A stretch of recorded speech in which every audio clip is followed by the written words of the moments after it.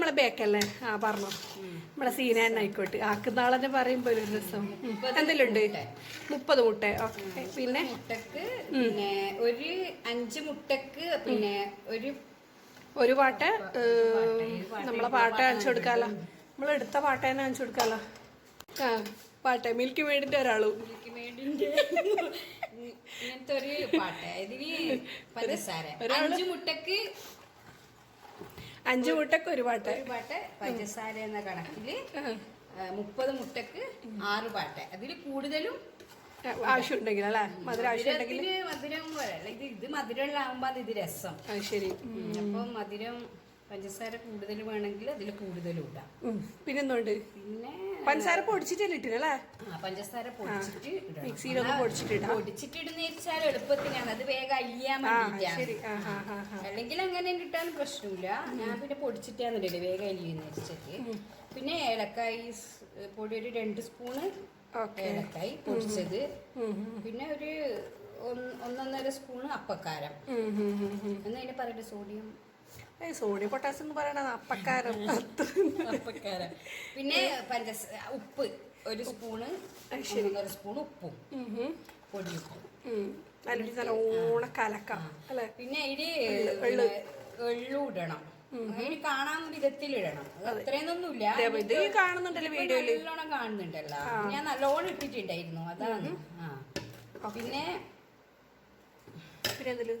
പിന്നെ മിൽമ ഗീ നെയ്യ് ഒഴിക്കലുണ്ട് ഇതില്. പക്ഷെ ഡാൽഡയാണ് മുമ്പേ കൂട്ടല്.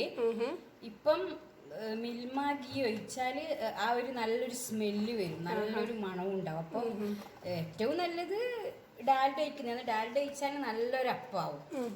അപ്പം ഞാനിപ്പോ ഇതിൽ കൂട്ടിയിട്ടുള്ളത് 6 kg.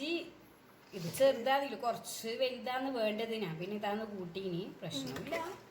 അതിലൊക്കെ കുറച്ച് ഗീയോ അങ്ങനെ എന്തെങ്കിലും കൂട്ടിയാൽ അപ്പൊ അതിങ്ങനെ നല്ലോണം എല്ലാം കൂടി കലക്കി മറിച്ചിട്ട് ബാക്കിയില്ല പണി നോക്കാം. ഇതാ മൈദ പൊടിക്കുന്നു. മൈദ എത്ര എടുത്തിട്ടുള്ളത്? അത് ഞാൻ കണക്ക് അന്നേരം പറയാം. ഓക്കെ ശരി. ഇതെല്ലാം പൊടിക്കുന്നു. ഇപ്പോഴത്തെ മൈദക്ക് കച്ചറൊന്നുമില്ല, എന്നാലും ഒരു സമാധാനത്തിന് അരിക്കുന്നതാണ്. ഈ മുട്ടക്ക് കണക്കായിട്ട് ഇങ്ങനെ കുഴച്ചുകൊണ്ടിരിക്കുക. പൊടി ഇട്ടിട്ട് ഇത്ര കണക്കുന്നൊന്നുമില്ല. ഇങ്ങനെ ഇതൊന്ന് മുറുകാൻ വേണ്ടിട്ട് ഇനി കണക്കായിട്ടല്ലേ ടൈറ്റ് ആവുന്നവരെ. അധികം ടൈറ്റ് വേണ്ട, കുറച്ച് ലൂസിൽ തന്നെ കുഴക്കണം. അന്നേരെ അപ്പം നല്ല ഇതാവും. കുഴക്കലാ നീന്റെ പണിയല്ലേ?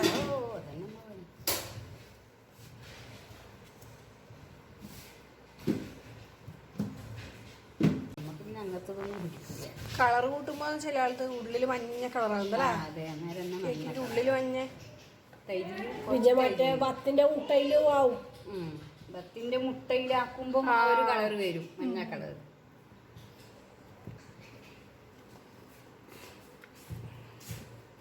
കൈരെ പരിപ്പട പോലെ ഇങ്ങനെ കുഴച്ചല്ല. ഞാൻ കുഴച്ചിട്ട് ഇപ്പൊ പരിപ്പ് കളയിട്ടാന്നില്ലേ കിട്ടിയായി. മറ്റപ്പം പോലെയൊന്നല്ല. മോനായാലോ എന്തായാലും പ്രശ്നമില്ല. ഇങ്ങനെ റെഡിയാക്കി വെച്ചിട്ട് ഒരു 1/4 മണിക്കൂർ കഴിഞ്ഞിട്ട് നമുക്ക് മുറിച്ച് അപ്പൊ നല്ലോണം കുഴച്ച് അതിന്റെ മോള് നല്ലോണം കുഴച്ച് റെഡിയാക്കി വെച്ചിട്ട് അതിന്റെ മീത്ത് കുറച്ച് പാമൂല് വെച്ചിട്ട് ഇങ്ങനെ ആക്കി വെച്ചാല് വലിയ നമുക്ക് ഒരു 1/4 മണിക്കൂർ കഴിഞ്ഞിട്ട് ഇനി നോക്കാം. അപ്പൊ ഇങ്ങനെ കുറച്ച് ഇങ്ങനെ എടുത്തിട്ട് പലമ വെച്ചിട്ട്, പലമയോ സീറ്റിന്റെ മീത്തയോ അല്ലെങ്കിൽ മൂടിയിലോ വെച്ചിട്ട് ഉരുട്ടി വെച്ചിട്ട് ഇങ്ങനെ അമർത്താം.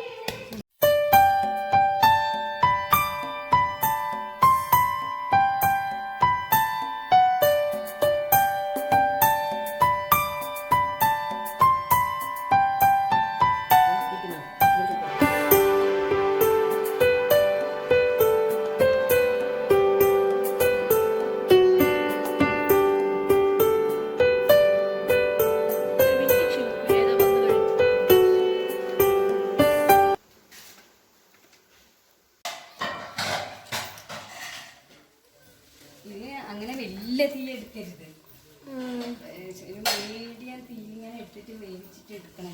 തമ്പ് നേർങ്ങനെ ആയിട്ട് പ്രശ്നമില്ല. തരിഞ്ഞ ചുടുന്ന വലിയ അപ്പൂല്ലേ, ഒരു ഉള്ളു വരാത്ത മാതിരി ഇല്ലേ, അതിങ്ങനെ വലിയ തീക്ക് എടുക്കുന്നോണ്ടാണ് ഇവര് ചെറിയ തീക്ക് ഇങ്ങനെ ആക്കണം. ഉള്ളിൽ പോകണമല്ലോ ഇത് മൈദ അല്ല.